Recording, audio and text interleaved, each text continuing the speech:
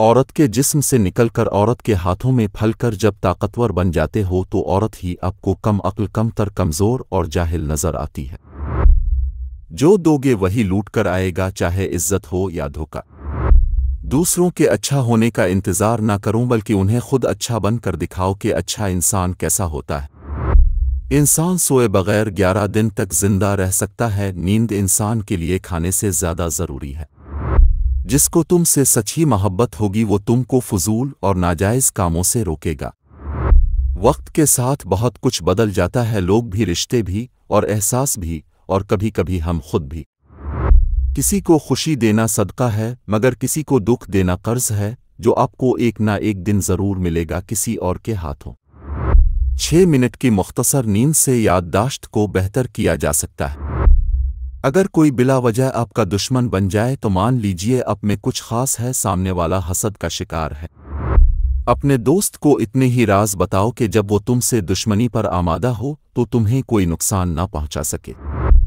پسند اس کو نہ کروں جو دنیا میں سب سے زیادہ حسین ہو، بلکہ پسند اس کو کروں جو آپ کی عزت کرتا ہوں۔ کسی کا برا کہہ دینے سے نہ ہم برے ہوتے ہیں نہ اچھے۔ اپنے زبان سے ہر شخص اپنا ظرف دکھاتا ہے، دوسروں کا عکس نہیں۔ جو تمہاری خاموشی سے تمہاری تکلیف کا اندازہ نہ کر سکے، اس کے سامنے اظہار کرنا صرف لفظوں کو ضائع کرنا ہے۔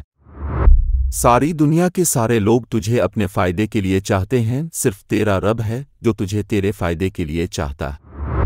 اپنے دوست کو اتنے ہی راز بتاؤ کہ جب وہ تم سے دشمنی پر آمادہ ہو تو تمہیں کوئی نقصان نہ پہنچا سکے۔ جب میری دعا قبول ہو تو میں خوش ہوتا ہوں کہ اس میں میری مرضی ہے، اور جب قبول نہ ہو تو میں اور زیادہ خوش ہوتا ہوں کہ اس میں میرے رب کی مرضی ہے۔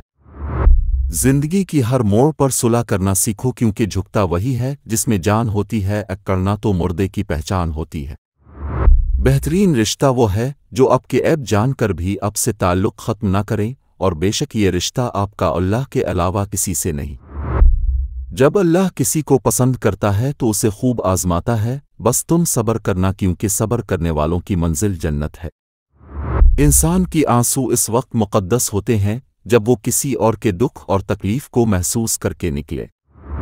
بے شک مشکل کے ساتھ آسانی ہے، مشکل وقت پر صبر کرنا اور بہتر وقت پر شکر کرنا مومن کی پہچان ہے۔ اپنا کردار بنانے میں اتنا مشغول ہو جاؤ کہ دوسروں پر تنقید کرنے کا وقت ہی نہ ملے۔ جب تمہارا دل کسی کے گلے لگ کر رونے کو چاہے تو قرآن پاک کو گلے لگا لینا۔ تم کسی کے ساتھ بھلائی کروں، تمہیں اس کا بدلہ برائی کی صورت میں ملے تو سمجھ لو کہ تمہاری نیکی قبول ہو گئی۔ اپنی جوانی کے دھوکہ میں مت آنا، یہ عنقریب تم سے چھین لی جائے گی۔ ایسے شخص کو کبھی مت گنوانا جس کے دل میں تمہارے لیے محبت، فکر، عزت اور چاہت ہو۔